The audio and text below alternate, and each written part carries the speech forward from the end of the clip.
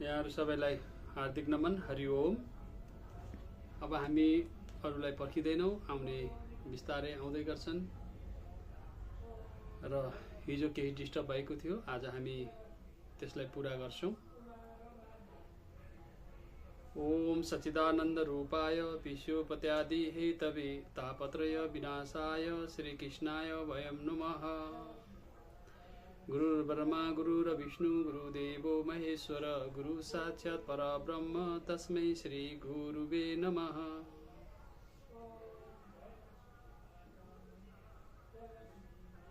हिजो हामीले चर्चा गरेका थियौं, यो जगतको उत्पत्ति स्थिति र विनाशको हेतु हुनुहुन्छ तत्त्व परमात्मा र उहाँले तीनै प्रकारका तापहरू नाश गर्नुहुनेछ। त्यस्ता सच्चिदानन्द स्वरूप भगवान श्री कृष्णलाई हामी वन्दना गर्दै आजको साधनालाई हामी अगाडि बढाउँछौं। हिजो हामीले चर्चा गरेका थियौं, परमात्माका तीनटा स्वरूप हुन्छन्, एउटा सत, एउटा चित्त र अर्को आनन्द। सत प्रकट रूपबाट सर्वत्र छ, चित्त मौन छ र आनन्द अप्रकट छ। जड वस्तुमा सत र चित्त छन् तर आनन्द छैन। जडमा सत र चित्त हुन्छ तर आनन्द हुँदैन। जीवमा सत र चित्त प्रकट गर्दछ तर आनन्द के हुन्छ त अप्रकट हुन्छ।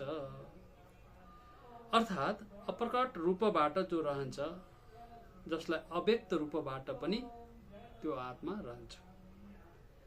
त्यसो तर आनन्द यसको भित्र छ, त्यही पनि मानिस आनन्दलाई के गर्दैछन् त भन्दा बाहिर खोज्दैछन्।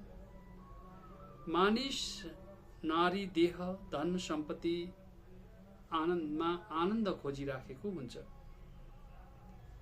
अगाडि भन्नुहुन्छ कि आनन्द त तिम्रै स्वरूप हो, आनन्द त तिमी भित्रै छ। यस आनन्दलाई जीवनमा कुन किसिमबाट प्रकट गर्ने हो, यही भागवतले हामीलाई सिकाइराखेको छ। एउटा दृष्टान्तबाट बुझ्छौं हामी कि दूधमा नौनी छ तर त्यो देखिँदैन, दूधमा घिउ छ तर त्यो देखिँदैन। तर त्यही दूधलाई मथेर मन्थन गरेर नौनी देखिन थाल्दछ। ठिक त्यसै प्रकार आफूभित्रको आत्मालाई मानवले के गर्नु पर्यो त भन्दा मनोमन्थन गरेर आनन्दलाई प्रकट गर्नु छ।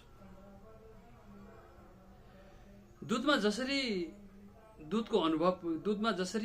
घिउको अनुभव हुँदैन, सोही प्रकार सर्वत्र भएका ईश्वरलाई पनि त्यसको अनुभव हामीले हुँदैन। सर्वत्र छ ईश्वर, जसरी दूधमा सर्वत्र घिउ फैलिएको छ, त्यसै गरी सर्वत्र ईश्वर छ। त्यो ईश्वर भए पनि त्यो कुरा हामीलाई अनुभूति हुँदैन जबसम्म हामीले आफ्नो मनको मन्थन गर्दैनौं, मनको चिन्तन गर्दैनौं। जीवन हुन त ईश्वरकै रूप हो, तापनि त्यस ईश्वरलाई चिन्ने यत्न कसैले पनि गर्दैन। त्यसै कारणले जीवलाई आनन्द भेटिएको छैन। हामी खोज्दैनौं कि बाहिर यो वस्तुमा हुन्छ कि त्यो वस्तुमा हुन्छ कि कुन वस्तुबाट आनन्द प्राप्त गर्छौं त्यो मात्रै खोज्छौं। किनकि आनन्द आफूभित्र छ। आफूभित्र रहेको मणिलाई नबुझेर बाहिर रूपको मणि खोज्दै हिँड्छौं, जसबाट हामी आनन्द प्राप्त गरेको जस्तो चाहिँ हुन्छ, तर त्यसबाट शाश्वत आनन्द हामीलाई प्राप्त हुँदैन। र अगाडि भन्नुहुन्छ तैत्तिरीय उपनिषदमा आनन्दको अनेक प्रकारले उल्लेख गरेका छन्। तीमध्ये दुईटा आनन्दको प्रसंग हामी चर्चा गर्छौं। एउटा साधनजन्य आनन्द र अर्को स्वयं सिद्ध आनन्द।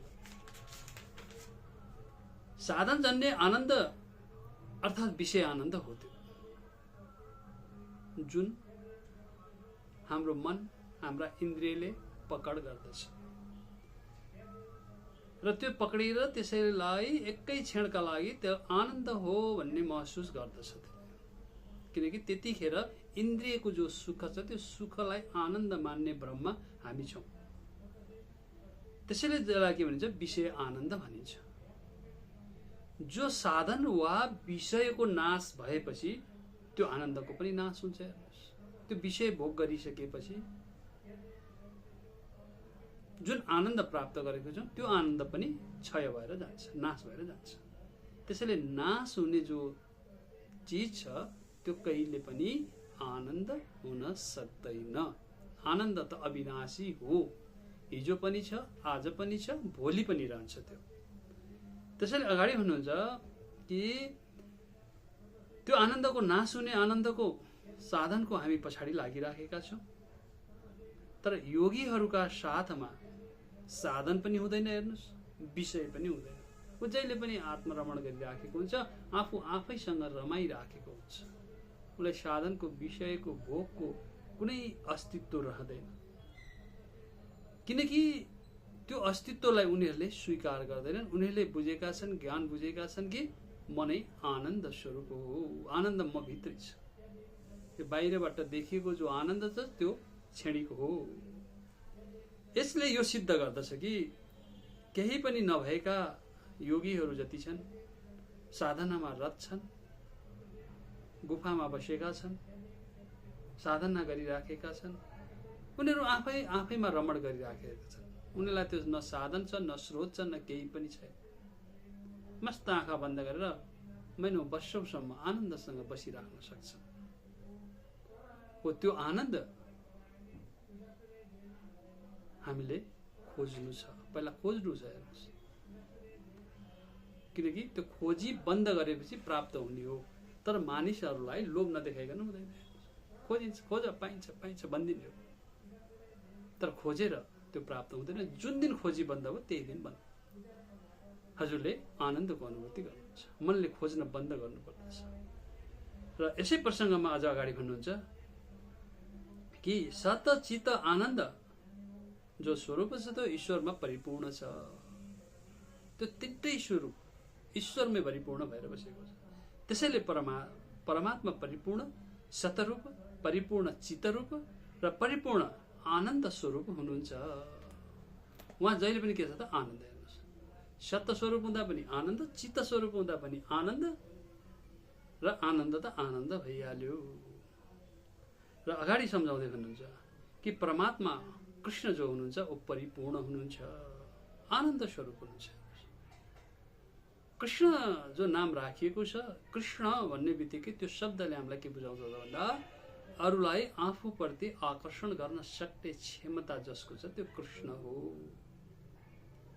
किन हामी सबै जति पनि जीवहरू यस जगतमा छन् सबै के गर्दैछन् त भन्नुहुन्छ भने आफूप्रति आकर्षण भइराखेका छन्, जानेर होस् अथवा नजानेर होस्। किनकि सबैले खोजेको आनन्द छ। हेर्नुहोस्, किन आनन्दै तिम्रै स्वरूप हो भनेर यहाँ भन्दै हुनुहुन्छ। कृष्णले पनि त्यही भन्नुभएको छ अर्जुनलाई गीतामा कि हे अर्जुन, हे पार्थ, तिमी र ममा कुनै भेद छैन। भेद त तिम्रो दृष्टिको छ, भेद त तिम्रो विचारको छ, भेद त तिम्रो मनको छ। जबसम्म तिमी भेद गरिरहन्छौ तबसम्म तिमीले मलाई बुझ्न सक्दैन। म त के हो त भेद रहित। तिमी आफै बनाइराखेका छौ। हामी कुराहरू आफै बनाउँछौँ, आफै विचार गर्छौँ, आफै मन्थन गर्छौँ, अनि आफैले आफैलाई त्यो विचारहरूलाई डिस्ट्रोय गर्दै जान्छ। त्यो कुरालाई छोड भन्नुहुन्छ।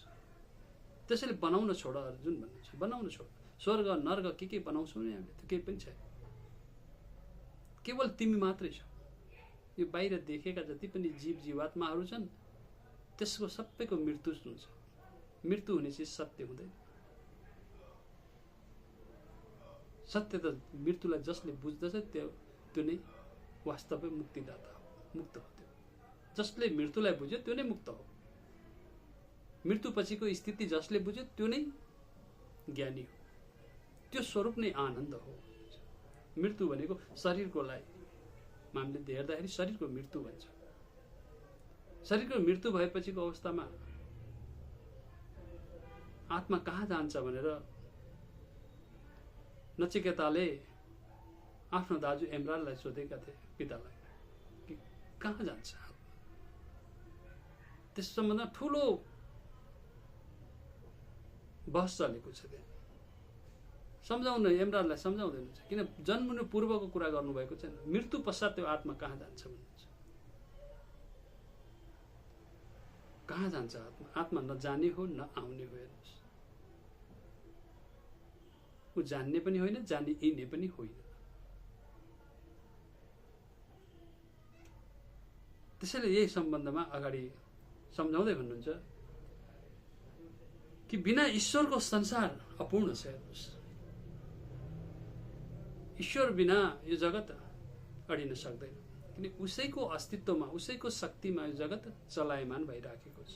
अहिले म बोल्दैछु, हजुरहरू सुन्दै हुनुहुन्छ। यो सबै ईश्वरीय शक्तिको कारणले भइराखेको छ।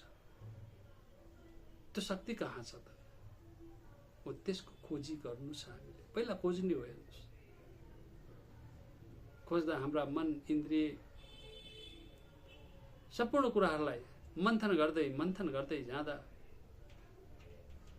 यो त अविनाशी तत्त्वलाई बुझ्नलाई यो नाशवान इन्द्रियले बुझ्न सक्दैन। त्यसलाई बुझ्नका लागि त आफू पनि त्यस्तै बन्दै जानुपर्दछ। परमात्मा कस्तो छ? निराकार छ, निर्गुण छ, निर्वचनीय छ, अनेक नामबाट हामी पुकार्छौँ। निराकार परमात्मालाई बुझ्नका लागि, उसको अनुभूतिका लागि, उसँग मिलनका लागि, एकत्वको लागि आफू पनि निराकार बन्नु पर्यो। निराकार भनेको आकार नभएको। जबसम्म मनले आकार आकारित गराइरहन्छ, मन चलिरहन्छ, तबसम्म त्यो तत्त्वलाई, त्यो आनन्दलाई तिमी बुझ्न सक्दैनौ। त्यसैले अगाडि सम्झाउँदै भन्नुहुन्छ, ईश्वरको अंश जीवात्मामा पनि अपूर्ण छ। जीवमा चित्त अंश छ तापनि ऊ परिपूर्ण छैन। जीवहरूमा के छ त भन्दा चित्त अंश छ। परमात्माको अंश हौँ हामी, अंशी हौँ हामी, किनकि उहाँबाट नै हामी सृष्टि भएको हुनाले उहाँदेखि विमुख कहिले पनि छैन। हामी कहिले काहीँ ठान्छौँ कि म त परमात्मादेखि भिन्न हो, किनकि परमात्मा मन्दिरमा छ, मठमा छ, फलानो तीर्थस्थलमा छ, फलानो ठाउँ छ। हामी कुद्छौँ परमात्मा भेट्नका लागि, तर जहाँ गए पनि सिद्ध गर्ने स्वयं म आफू नै हो। त्यो कुरा हामीले बुझ्दैनौँ। यो राम, यो कृष्ण, यो फलानो, यो फलानो, यो फलानो, त्यसलाई निश्चय गर्ने को, त्यसलाई सिद्ध गर्ने को भन्दा त्यो सिद्ध गर्ने त म नै हो नि त। मले मलाई सिद्ध गर्दैछु। हामीले सिद्ध गर्नेवाला जो छ त्यसलाई छोडेर हामी अन्त खोजिराखेका छौँ, भ्रमित भइराखेका छौँ कि यहाँ गए पाइन्छ, त्यहाँ गए पाइन्छ, उहाँ गए पाइन्छ। कुद्दा कुद्दा कुद्दा कुद्दा यो जीवन शिथिल हुन्छ, सकिन्छ, रोग व्याधिले भरिपूर्ण हुन्छ, अनि अन्तिममा सुस्केर हालेर बस्नुभन्दा अरू केही पनि उपाय हुँदैन। त्यसैले यसै प्रसङ्गमा अगाडि भन्दै हुनुहुन्छ कि कृष्ण परिपूर्ण ज्ञानी हुनुहुन्छ, अर्थात् मानिसमा ज्ञान आउँछ तर त्यो ज्ञान थाहै हुँदैन। हेर्नुहोस्, कृष्ण चाहिँ के हुन्छ? परिपूर्ण ज्ञानी हुनुहुन्छ। मनुष्यहरू कस्ता छन् त भन्दा ज्ञान आउँछ, हेर्नुहोस्, तर त्यो ज्ञान आए पनि त्यो ज्ञान अडिँदैन, थाहै हुँदैन। श्री कृष्णलाई 16,000 रानीहरूले का साथमा कुरा गर्दा पनि त्यो ज्ञान थियो, जुन द्वारका नाश हुँदा पनि थियो।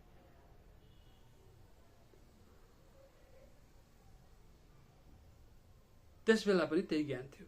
कृष्णको आनन्द रानीहरूमा या द्वारकामा छँदै थिएन। त्यो विषयमा कृष्णको आसक्ति कहीँ पनि थिएन। कथाले हामीलाई अनेक खालका कुराहरू बुझाएको जस्तो लाग्छ। कथामा 16,000 रानी भन्छ, के भन्छन्, अनेक खालका नाटकहरू मञ्चन गरिएका छन्, तर त्यसले हाम्रो जीवनलाई बुझाएका छन् धेरै कुराहरू। कृष्ण कसैप्रति पनि आसक्त छैन, किनकि ती जति पनि गोपिनीहरू थिए, जति पनि उनका भक्तहरू थिए, कृष्णमा आफ्नो मन दिएका थिए। किनकि कृष्ण भनेको त चेतन हो, आत्मतत्व हो, जो निराकार छ, निर्गुण छ। त्यहाँ एउटा आकारको रूपमा परिकल्पना गरेर राखिएको छ। तर सबैसँग कृष्णको आसक्ति कसैसँग पनि छैन। ऊ जहिले पनि आनन्दको स्थितिमा रहन्थे। मुरली बजाउँथे, जस्तो सुकै परिस्थिति आए पनि उनी बिन्दास थिए। केही मतलबै छैन। राक्षससँग लड्छन्, त्यसलाई मार्छन्, फेरि मुरली बजाउँछन्, बसिरहन्छ। जस्तो सुकै सृष्टिमा के अरे अवस्था सिचुएसन क्रिएट भए पनि त्यो सिचुएसनमा उनले कहिले पनि हरेस खाएन। त्यसैले अर्जुन र कृष्णको संवादमा अर्जुनलाई त्यहाँ मोटिभेट गरिराखेका छन् कि अर्जुन तिमी गर्न सक्छौ, तिमीमा त्यो शक्ति छ। तिमी आफू भित्रबाट नचाहिने कुराहरू फर्मेसन नगर, विचार गर, नराम्रा कुराहरू नबनाऊ, किनकि तिमी नम्बर 1 हो। नम्बर 1 भन्नु छ हजुर हामीलाई सबैलाई। त्यहाँ अर्जुनलाई पनि त्यही कुरा सिकाएको छ कि यु आर द बेस्ट, तिमी बेस्ट छौ। त बेस्ट हुनका लागि भित्रबाट डिस्ट्रोय गर्न, कुनै पनि कुराहरूलाई डिस्ट्रोय गरेर बुझ्ने बानी नगर। किन अर्जुनले त्यहाँ एउटा शब्द भनेका छन् कि प्रभु यी सबै आफ्नै आफ्ना आफन्तहरू छन्, यिनीहरूसँग म किन लड्ने? यिनीहरूलाई मारेर मैले राज्य गर्नुको के अस्तित्व छ? औचित्य केही पनि छैन। त्यसैले म लड्दिनँ भन्दा उनी त्यहाँ डिमोटिभ भएका थिए। हेर्नुहोस्, किन अगाडिको जो दृश्य देखेका छन् त्यो आफ्नो आफन्तलाई मात्रै देखेका छन्। उनले त्यसको परिणाम बनाइराखेका छन्। के बनाए त परिणाम भन्दाखेरि यिनीहरूलाई मार्यो भने, आफ्नो आफन्तलाई मार्यो भने मलाई पाप लाग्छ, म नर्क जान्छु। हो यही प्रसङ्गमा अर्जुनलाई कृष्णले भनेको थियो कि अर्जुन तिमी पण्डित जस्तो कुरा नगर, क्रिएसन नगर। स्वर्ग कहाँ छ, नर्क कहाँ छ? त्यो त तिम्रो माइन्डले क्रिएट गरेको। वास्तवमा स्वर्ग पनि कहीँ छैन, नर्क पनि कहीँ छैन। तिमीले बनाएको, यो बनाएको कुरो सत्य हुँदैन। त्यसैले तिमी यो जगतमा जीव भएर अर्थात् मनुष्य भएर कर्म गर्नका लागि जन्मेका छौ। आफ्नो कर्म गर। कर्मको परिणाम के हुन्छ त्यो रिजल्टको बाट हुने स्थितिको आकलन नगर। सिचुएसन पोजिटिभ पनि हुनसक्छ, नेगेटिभ पनि हुनसक्छ। किनकि एउटा मनुष्यले गरेको कर्ममा जतिखेर पनि विजय मात्र हुन्छ भन्ने छैन, हार पनि हुन्छ, जित पनि हुन्छ। जस्तो सुकै सिचुएसन आए पनि म त्यसका लागि तयार छु भनेर आफू तयारी स्थितिमा बस्नु पर्यो। किनकि कृष्णको कथा पढ्दाखेरि विभिन्न खालका सिचुएसनहरू क्रिएट भएका छन्। त्यहाँ अटोमेटिक रूपमा बीचबीचमा क्रिएट भइरहेछ, थाहै पाइँदैन। हेर्नुहोस्, त्यो हाम्रो जीवनको कुरा हो।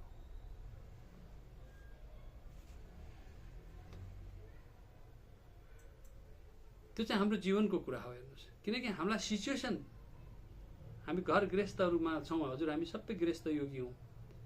हेर्नुहोस् त हाम्रा सिचुएसन कति चेन्ज भइरहन्छ, कहिले कुन परिस्थिति आउँछ, कहिले कुन परिस्थिति आउँछ। हो जस्तो सुकै परिस्थिति आए पनि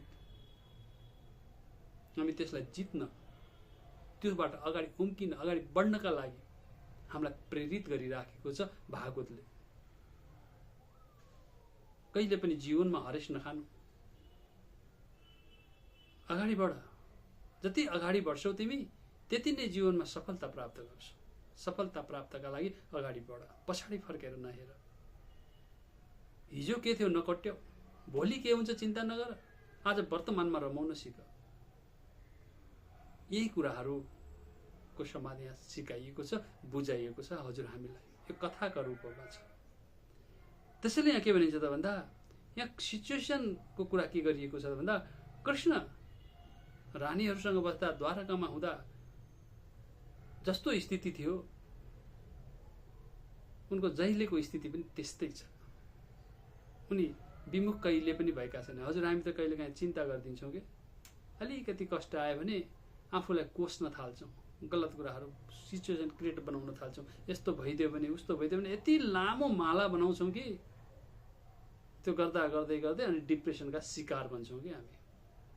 त्यसैले डिप्रेसनको शिकार बन्नु भनेको हजुर हाम्रो जीवनको असफलता हो। त्यसैले जीवनलाई सफलता बनाउनु छ भने जहिले पनि के हो त खुसी भएर बस्नु। आनन्द, किनकि तिम्रो स्वरूपै आनन्द हो। मन्थन गर्दै जाऊ, जति जति मन्थन गर्छौ त्यति त्यति तिम्रो शिर उच्चा हुँदै जान्छ, तिम्रो हृदय खुल्दै जान्छ। त्यसैले विष्णु पुराणमा बताइएको छ नि समुद्र मन्थनको चर्चा। त्यो समुद्र मन्थनको चर्चा त्यही हो। हजुर हाम्रो जीवनको मन्थन हो। हेर्नुहोस्, त्यो कुनै पानीमा गएर ढुङ्गा घुमाएको होइन। जति हामीले यो मनलाई मन्थन गर्दै जान्छौँ, आत्माको मन्थन गर्दै जान्छौँ, त्यति हाम्रो श्रेणी उच्च हुँदै जान्छ, हाम्रो विचार उच्च हुँदै जान्छ। र जति विचार उच्च हुँदै जान्छ त्यहाँ मडी माडीके विभिन्न रत्नहरू हामीलाई प्राप्त हुन्छ। त्यो रत्न क्रिएट गर्ने भनेको हाम्रो भित्रबाट हो। पोजिटिभ वेभमा हामी जब पुग्छौँ अन्तिममा, अनि हामीलाई के हुन्छ, अमृत प्राप्त हुन्छ। बिचमा धेरै खालका कुराहरू, रत्नहरू छन्। हेर्नुहोस्, किन मोह, त्यहाँ वासना, सबै कुराहरू त्यहाँ भित्र निस्किन्छ। किन यो जगत यस्तै छ कि हजुरले जे खोज्नुहुन्छ त्यही पाउनुहुन्छ। वासनाले भरिपूर्ण भएको छ। हजुर हामीलाई लोभ्याउन खोज्छ। हामी जति आध्यात्मिक जीवनमा भित्र प्रवेश गर्न सोच्छौँ नि, त्यति नै हामीलाई यो जीवनबाट बाहिर निकाल्नका लागि सिचुएसन त्यस्तै त्यस्तै क्रिएट हुन्छ। हो त्यो सिचुएसनमाथि विजय प्राप्त गरेर अगाडि बढ्नु छ। हो त्यो बढ्ने क्षमता हामीलाई के दिन्छ, यो श्रीमद् भागवतले दिन्छ। त्यसैले अगाडि अझ सम्झाउँदै भन्नुहुन्छ कि जो सत्य नित्य हो, चित्त ज्ञान हो, चित्त शक्ति अर्थात् ज्ञान शक्ति हो। मानिस, हजुर हामी आफ्नो स्वरूपमा स्थित छैन, त्यस कारणले आनन्द पाउँदैन। ओशोले पनि भन्नुभएको छ नि, तिमी होसमा बस, बेहोसी नबन। जति होसमा बस्छौ त्यति नै तिम्रो जीवन सफल हुन्छ भन्नुहुन्छ। कर्म गर्दा होस् अथवा कुनै पनि कामहरू गर्दा होस्, होसपूर्वक गर्नुपर्दछ, अनि त्यसले जीवनलाई सफल बनाउँछ, त्यो कार्यलाई पनि सफल बनाउँछ। हेर्नुहोस्, हामी बेहोसीमा कर्म गर्छौँ कि होसमा कर्म गर भन्नुहुन्छ। होसमा बस, बेहोसीमा कहिले पनि नजाऊ। त्यसैले अगाडि सम्झाउँदै भन्नुहुन्छ, आफूभित्रै आनन्द छ, आनन्द बाहिर खोज्दै हिँड्छौ। बेहोसीमा किन बाहिर खोज्छौ? आफूभित्र हेर न। जब आफूभित्र हेर्छौ त्यही आनन्द प्राप्त गर्छौ। आनन्द त तिम्रै स्वरूप हो। तिमीदेखि भिन्न बाहिर कहीँ गए पनि त्यो आनन्दलाई तिमीले प्राप्त गर्न सक्दैनौ, किनकि आनन्द तिमी भित्रै बसेको छ।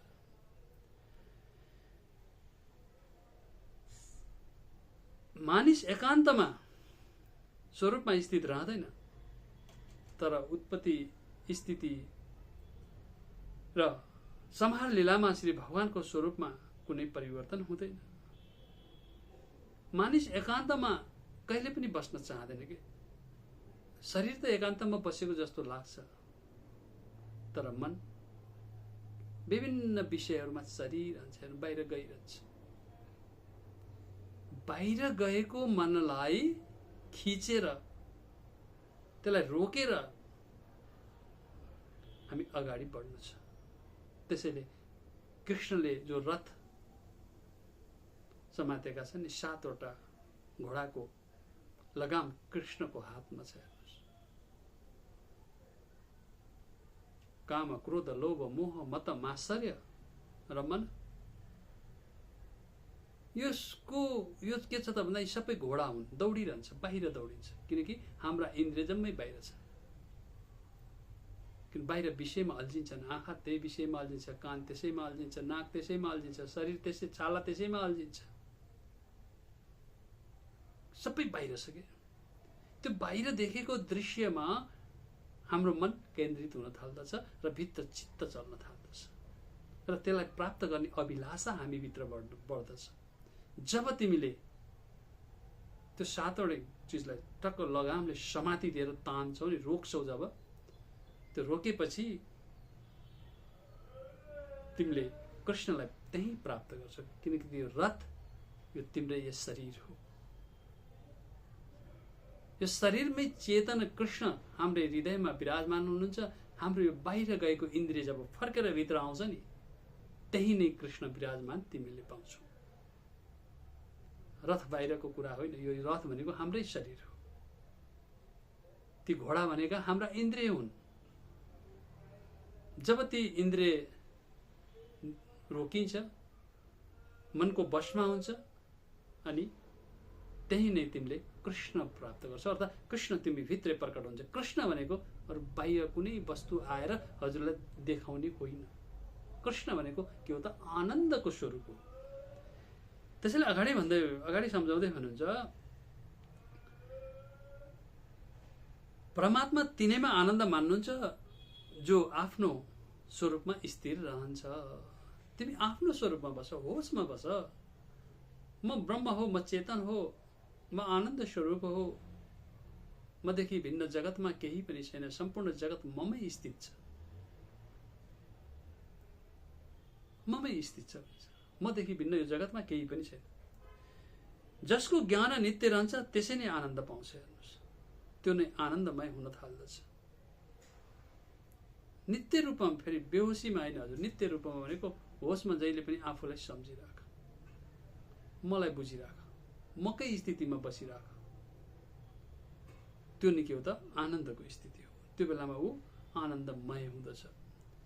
जीवलाई यदि आनन्द रूप हुनुपर्ने हो भने त्यसले सच्चिदानन्दको आश्रय लिनुपर्ने हुन्छ। आश्रय, परमात्माको आश्रय लिऊ, आत्माको आश्रयमा बस, मको आश्रयमा बस। विषयको आश्रयमा बस्यो भने त विषय त एक दिन नाश भएर गइहाल्छ नि। हेर्नुहोस्, त्यसैले कसको आश्रयमा बस? जो अविनाशी छ। हजुर, हामी भौतिक जीवनको कुरा गर्दाखेरि विचार गर्नुहोस्, हामी माता पिताको आश्रयमा अथवा छोराछोरीको आश्रयमा बस्छौँ, कति दिनसम्म रहन्छ? एक दिन त नाश भएर जान्छ, एक दिन त नाश भएर जान्छ। हेर्नुहोस्,